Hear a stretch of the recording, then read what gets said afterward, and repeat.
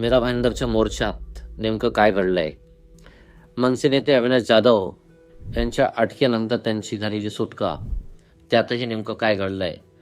आणि झारखंडचे खासदार निशिकांत दुबे यांच्या स्टेटमेंटमुळे काय घटनाक्रम घडलेला आहे, हे आपण जाणून घेणार आहोत आजच्या व्हिडिओमध्ये.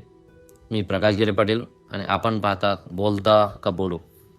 मित्रांनो, सध्या मराठीचा मुद्दा खूप मोठ्या प्रमाणामध्ये महाराष्ट्रभर गाजतो आहे. त्यातल्या त्यात मुंबईमध्ये जे काही घडलेल्या घडामोडी आहेत त्याच्यावरती आपण लक्ष ठेवून होतो. अमराठी बांधवांचा मीरा भाईंदरमध्ये निघालेला मोर्चा आणि त्याच मोर्चाला उत्तर म्हणून मराठी बांधवांचा मीरा भाईंदरमध्ये मोर्चा निघणार होता. परंतु त्या मोर्चाला सरकारने परवानगी नाकारली.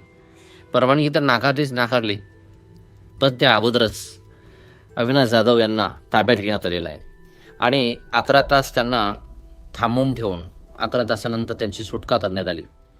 मोर्चाला परवानगी नाकारणे, अविनाश जाधवची अटक आणि त्यातल्या त्यात निशिकांत दुबे झारखंडचे खासदार यांचं मराठीविषयीचं जे विरोधी स्टेटमेंट आहे, या सगळ्याच बाबी अशा एकंदरीत घडून आल्या की ज्यामुळे या मोर्चामध्ये मराठी बांधवांना मोठ्या प्रमाणात सरकारच्या या सगळ्या भूमिकेविषयी खूप मोठा राग आणि संताप व्यक्त करता आला.